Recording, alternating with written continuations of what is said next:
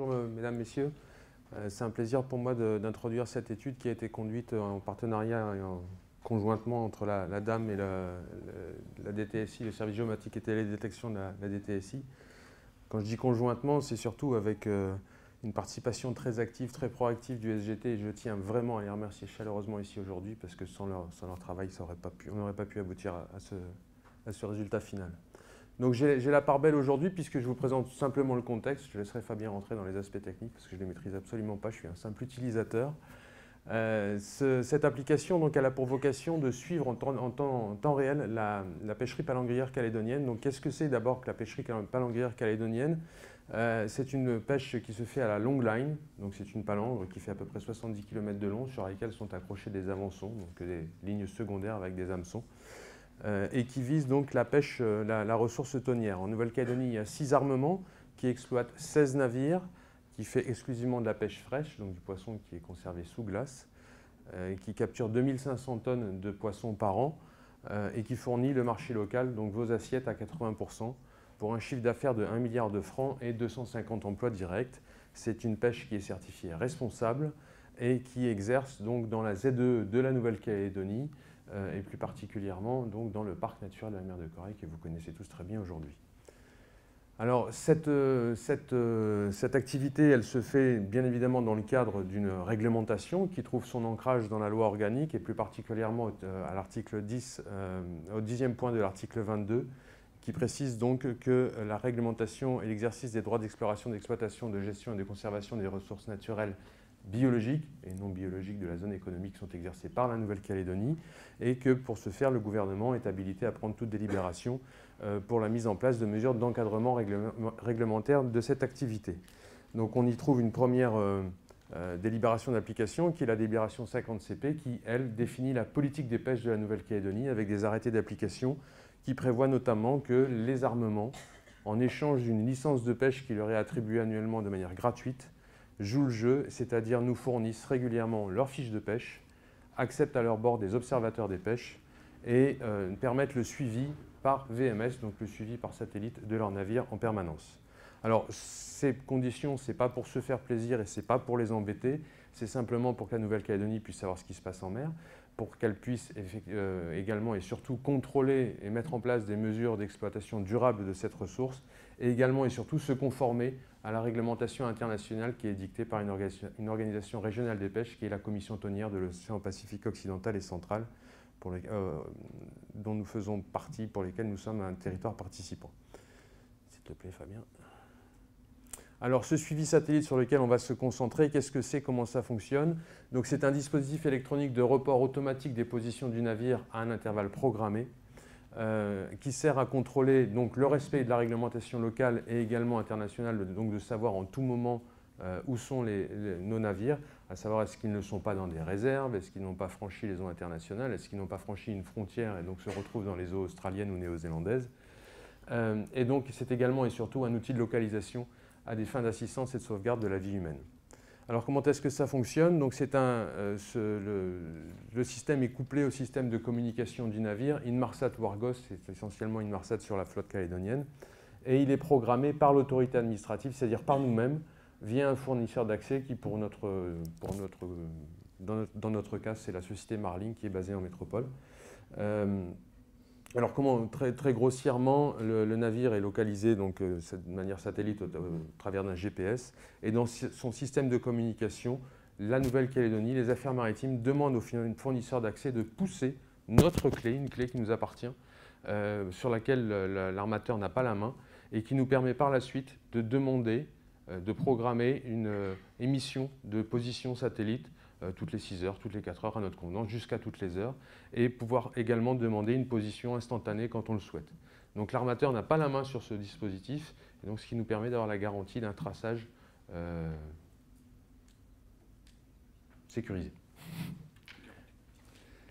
Alors le contexte, pourquoi est-ce qu'on en est arrivé là aujourd'hui? Tout simplement parce que le suivi VMS se fait depuis les années 2000, Julie, 2001. Au travers d'une application qui était dans un poste dédié, qui n'était pas connecté à Internet, enfin qui n'était pas dans le cloud, dans le web, c'était un poste fixe, et qui tournait sous XP. Donc XP n'étant plus maintenu, et le logiciel qui était fourni par la société CLS, qui s'appelle Metapêche, n'étant plus maintenu non plus, on s'exposait très clairement à un crash complet du système, et donc il nous a fallu penser à le refondre. Nous nous sommes dans un premier temps tournés vers le fournisseur de solutions de suivi satellitaire de navires qui s'appelle CLS, pour une proposition d'offre clé en main, et il s'est avéré que cette solution, elle existe, elle s'appelle Themis, c'est une solution toute faite pour laquelle on a accès via Internet. Elle est très chère. Elle est très chère, c'est plus d'1 million par an pour suivre 20 navires, donc au bout de 5 ans ça fait 5 millions, au bout de 10 ans ça fait 10 millions, et c'est de l'argent qui est jeté en termes de fonctionnement et qui ne nous permet pas de développer quoi que ce soit. Donc on s'est tourné vers nos amis du SGT, en leur demandant s'il était possible, en Nouvelle-Calédonie, avec leur concours, de développer notre propre application. Il s'est avéré que ça semblait être possible. Donc on a écrit un cahier des charges. On a exprimé notre besoin sur un document en qualité de maître d'ouvrage. Et puis on l'a soumis à lecture du SGT, qui, avec un œil bienveillant, mais très précis, notamment notre ami Fabien, nous a permis de formaliser un cahier des charges qui soit audible par les personnes qui allaient y répondre. Et donc nous avons pu diffuser un appel d'offres, nous avons analysé conjointement les offres et nous avons effectué le choix d'un prestataire. Alors j'ai vu que dans la salle il y avait plusieurs prestataires qui ont postulé à cet appel d'offres. Et donc nous avons retenu la société Magis pour le développement de la base de données. Je ne rentre pas dans le détail, Fabien le fera très bien. Et donc la base de données a été développée par Magis et ensuite c'est bien évidemment le SGT qui a exercé les rôles de maître d'ouvrage pour tout ce qui est cartographie, mais également d'assistant à maître d'ouvrage pour le suivi des travaux effectués par Magis et pour permettre la cohésion du projet. Donc c'est un projet qui a duré 16 mois, qui a dû coûter un peu plus de 2,5 millions et qui est opérationnel aujourd'hui. Il est opérationnel aujourd'hui donc au travers d'une application qui est accessible via une connexion Internet depuis un poste informatique, depuis un smartphone, depuis une tablette, ce qui fait que quand je vais à la commission tonnière tous les ans, je peux avoir mes navires sur mon téléphone. Donc quel que soit le lieu de connexion, qui répond en tout point aux exigences d'un VMS classique, qui est calibré selon les besoins de la Nouvelle-Calédonie. Donc c'est ce qui est très important, ça nous permet de jouer sur toutes les couches qui peuvent être modifiées dans le cadre de la création de nouvelles réserves. Elle est évolutive et surtout elle permet aujourd'hui, elle autorise l'accès à l'intégralité des données historiques. Il y a un tableau de bord, on verra ça après, et il y a également une application qui est dédiée aux armateurs, et donc les armateurs aujourd'hui ont accès à ce dispositif, mais en ne pouvant visualiser que leur flotte de manière sécurisée. Voilà, je redonne la parole à Fabien. Je te laisse passer les diapos. Ouais, si tu veux. Voilà, donc la solution technique est ici résumée en un schéma qu'on a essayé de faire clair, que je vais détailler après dans le reste de la présentation. Les navires sont équipés soit de balises Argo, soit de balises Inmarsat-C, qui envoient des messages de position dans des messageries dédiées, qui sont traités ensuite par des serveurs ArcGIS GeoEvent, puis intégrés, qui permettent l'intégration dans une base de données et la diffusion au travers de web services. Manuel, s'il te plaît. Les messages de position arrivent actuellement sous forme via des balises Argo et des balises Inmarsat-C. Les balises Inmarsat nous viennent de 2 opérateurs, donc ça nous fait 3 types de messages différents avec des formats différents. Les balises Inmarsat sont destinées dans le futur à devenir les seules à envoyer des positions. Elles ont l'avantage de permettre de faire du polling. Le polling, c'est programmer une balise pour envoyer des positions à un intervalle régulier, modifier ça, ou demander une position à l'instant T. Donc tous ces messages de position arrivent sur des boîtes aux lettres dédiées sur les serveurs de la DTSI et sont sauvegardés au format TXT sur réception. Continue. Je vais me passer les diapos tout seul. C'était pour que tu vois qu'il reste 10 minutes. Merci Manu.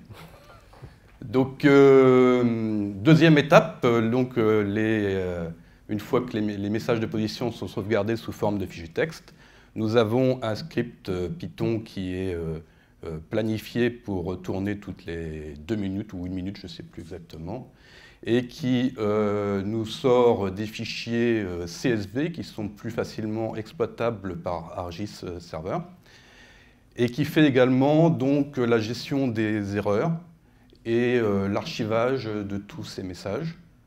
Donc je vous ai mis des extraits de messages Argos et Inmarsat-C.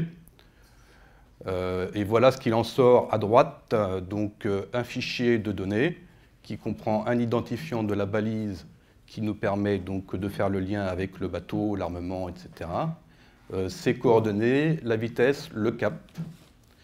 Et un fichier de log qui nous permet en fait de suivre le fonctionnement du système VMS.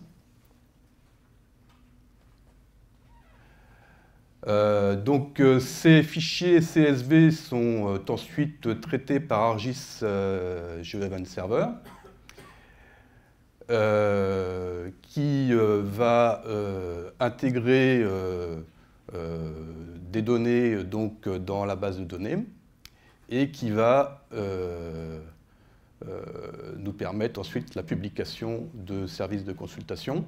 Donc je rentre juste un petit peu dans le détail du fonctionnement de ArcGIS GeoEvent Server. Vous avez un schéma assez simple en dessous pour le traitement des fichiers de log. Vous voyez qu'on a une entrée qui est le fichier log et une sortie qui est la table des logs où simplement ArcGIS GeoEvent Server ajoute les informations dans la table. Après, le fonctionnement du manager GeoEvent Server peut intégrer également des filtres et processeurs. Ce sont les petites boîtes jaunes qui ont tout un tas de paramètres. Manuel ? Voilà, maintenant je vais vous expliquer le traitement des données data. Bon, je ne vais pas le faire. Hein. Alors, simplement, on voit que sur ce schéma qu'on a une entrée, donc, qui est le fichier data, c'est en position 1. Et on a pas mal de sorties qui correspondent à l'intégration dans la base de données, mais également à l'envoi de messages en cas de problème un bateau qui passe dans une zone interdite, etc. Oui. Alors là, je résume quand même un petit peu le fonctionnement. Donc on a dans ce modèle des tests, savoir si la balise est connue. Hein, ça nous est arrivé d'avoir un dysfonctionnement avec un identifiant de balise qu'on ne connaissait pas. Savoir quelles sont les zones dans lesquelles passe le navire, donc l'intersection, le croisement avec des couches de polygones de zones maritimes, de zones réglementaires. Des tests sur est-ce qu'il est dans une zone autorisée. Dans ce cas-là, je n'envoie pas de message. Si, à l'inverse, j'envoie des messages. Donc du remplissage de champs pour la table attributaire, pour les tables attributaires, des filtres et l'écriture donc dans 3 couches. Une couche des positions historiques qui donc cumule des données depuis 2001, je l'ai, tu disais ? Ouais. Voilà. Une couche donc des positions récentes qui est la couche de travail qui ne contient que 10 jours de position. Et une couche des positions en alarme où on stocke tout ce qui a été en alarme à un moment donné. Manuel, s'il te plaît. Donc, un tout petit détail, un tout petit focus sur les web services. À retenir dans cette solution, en fait, nous avons des feature services pour les positions et les zones qui servent à intégrer les données dans la base de données et à faire les croisements. La base de données est constituée de vues dynamiques qui nous permettent donc de faire des jointures en améliorant les performances, qui nous permettent également de calculer des couches à la volée, des couches des dernières positions, des couches également, une couche de travail qui intéressait la direction des affaires maritimes, de la position à l'aube. Voilà. Voilà, et c'est donc un map service qui sert à la consultation, et ce map service pointe sur les vues de la base de données. Manuel, s'il te plaît. Donc, il faudra appuyer un petit peu. Voilà. Donc, au final, toutes ces informations sont valorisées sous la forme d'applications de consultation pour la direction des affaires maritimes, le gestionnaire des pêches, sur la cloud Argis Online. Donc, au travers d'un tableau de bord que vous voyez actuellement, qui permet d'afficher des indicateurs donc, sur la dernière position et sur les alarmes. Et également, c'est ce qu'on voit sur la partie gauche, c'est de faire un suivi du fonctionnement du système. Un petit clic.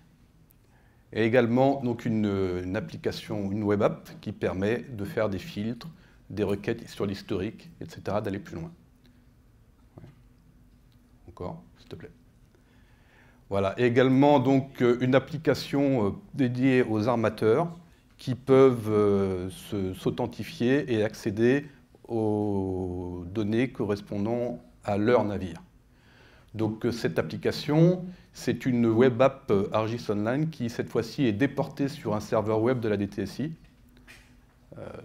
Voilà. Manuel. Donc, bon, moi, je ne vais pas revenir sur le fonctionnement. Manuel en a parlé un petit peu. Nous avons, nous, SGT, intervenu en assistance à maîtrise d'ouvrage, mais également en maîtrise d'œuvre pour les applis Argis Online. C'est la société Magis qui a réalisé le cœur du système et l'application Armateur. Et nous en sommes donc actuellement à un cahier des charges pour la version 1.1, l'application Armateur venant d'être diffusée. Voilà, je vais laisser la parole rapidement à Julie pour une petite démonstration. Oui. Ah oui. Donc il nous reste 2 minutes avant la démonstration, puisque la démonstration, ce n'est pas une présentation, c'est un exercice pratique. Donc retour d'expérience aujourd'hui, donc on a un outil moderne, fonctionnel, puissant, interrogeable en n'importe quelle circonstance, même depuis mon canapé à la maison, partageable avec le secours en mer, et ça c'est très bien également, et aujourd'hui partagé avec les professionnels, et c'était effectivement également très bien, parce que ça permet aussi de nous rapprocher d'eux, et c'est un outil évolutif, puisque aujourd'hui on est en discussion avec le SGT sur les perspectives d'évolution. L'objectif à moyen terme, c'est donc la mise en place d'un centre de contrôle et de suivi de la fréquentation humaine dans le parc naturel de la mer de Corail. Le VMS, donc le VMS qui a été développé, c'est la première brique.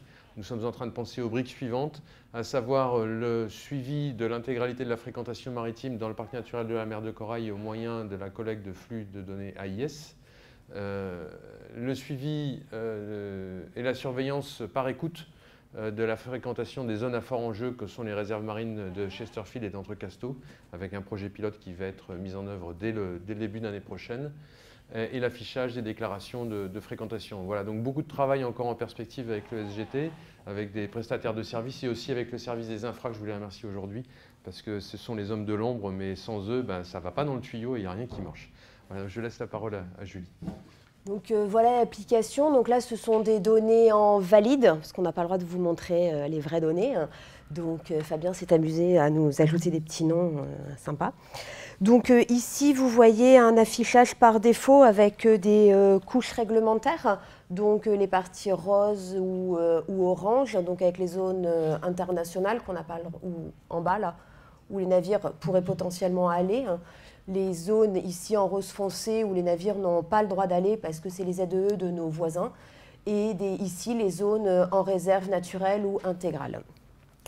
Donc nous avons une couche de position à 10 jours, comme le disait Fabien, avec une représentation par la vitesse. Donc là, tous les points, ce qui nous permet de visualiser l'activité du navire à tout moment. En vert, par exemple, c'est le moment où ils sont en pêche. Il y a également une position ici qui ne s'affiche pas. Là, les flèches en fait, que vous voyez ici, elles ne s'affichent pas bien. ce sont les dernières positions. Donc, s'il y a un besoin particulier, on sait à tout moment où il est, où sont les bateaux.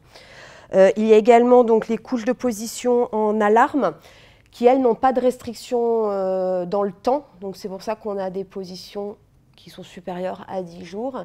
Et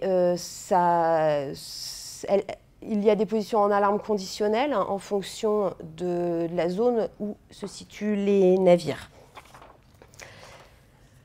Donc, là, par le biais de cette fenêtre, on accède donc à des données, les données VMS, les couches. Donc, voilà. Et ici, sont d'autres représentations, toujours en lien avec cette couche-là de position récente, qui ici était basée sur la vitesse. Mais si on retire tout ça, c'est pas facile de voir là comme ça. Ici, on peut avoir par armement, par exemple, si ça veut bien venir. Non, c'est la dernière position. Là, ici, par armement. Donc, on enlève l'information par vitesse. Et normalement, j'accède aussi à la par navire, mais pas là, pas maintenant. Je ne sais pas pourquoi. Donc, ici, ça permet d'anonymiser les informations, c'est par cap. Et en cas de, si on a quelqu'un qui vient voir l'écran, on peut montrer ce type d'informations sans problème. Ici, en plus, on a les couches qui sont en lien avec notre activité, nous, à la direction des affaires maritimes, qui nous permet d'étayer au fur et à mesure la carto. Ici, on a plusieurs types de filtres, filtres prédéfinis et filtres utilisateurs qui nous permettent de faire des requêtes. Donc, soit sur un armement, soit sur juste la dernière journée, ou du multicritère ici, avec des plages de date. Donc, par exemple, est-ce que ça va fonctionner? On va mettre du premier... Ouais, c'est 10 derniers jours à aujourd'hui, avec juste un armement. Hop.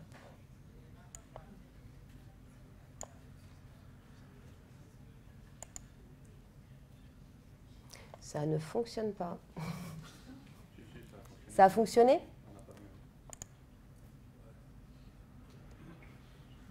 Non. Enfin, normalement, donc, ça réduit le nombre de positions en fonction de l'armement ou bien du navire. On peut aussi faire un filtre sur une zone maritime. Mais là, ça ne marche pas. Désolée. Comment? Oui. Ici, on a un lien pour aller vers un tableau de bord. Le temps que ça charge, je vous remontre ici. Et ici, là, cet outil-là permet de pointer sur la couche historique, donc depuis 2001, et de pouvoir faire, par exemple, des cartes mensuelles, ce dont ma hiérarchie a régulièrement besoin. Donc, du coup, là, je ne vais pas vous le lancer, parce que vu que le reste ne fonctionne pas, ça va encore moins bien fonctionner. Et donc, voilà, ça nous fait des critères multisélection. On applique et on a les informations qui viennent. Une fois que la requête est lancée, on peut également avoir accès à la table attributaire et faire des exports en CSV si on le souhaite, pour pouvoir ensuite travailler dans ArcGIS sur notre ordi. Voilà. Et là, voilà le tableau de bord. Donc, vu que c'est de la valide, il n'y a pas les indicateurs ne fonctionnent pas. Toujours est-il que le matin, quand on arrive, ce qui est intéressant, c'est de regarder ici les navires qui ont émis qui n'ont pas émis ces 5 dernières heures, ou bien qui ont émis. Et en fonction, s'il n'y a pas émission, ça nous permet de prendre contact avec l'armateur pour voir ce qui se passe. Est-ce que c'est une défaillance technique ou est-ce que une quelconque information. Ici, il y a l'information sur 3 jours des navires qui pourraient être en alarme ou en alerte. Et là, de la même manière, on contacte l'armateur pour savoir ce qui se passe s'ils sont dans ces cases-là. Et ici, ce sont des indicateurs de fonctionnement du système. Donc, comme le disait Fabien tout à l'heure, avec des fichiers soit traités OK, soit non traités, parce qu'il n'y a pas de position attachée au mail. Ces indicateurs-là représentent, eux, l'activité des navires et nous renseignent, nous, en tant que gestionnaires des pelles, sur ce que font chacun des navires. Voilà, je vais m'arrêter là parce que je pense que le temps est écoulé. Merci. Voilà. Merci beaucoup.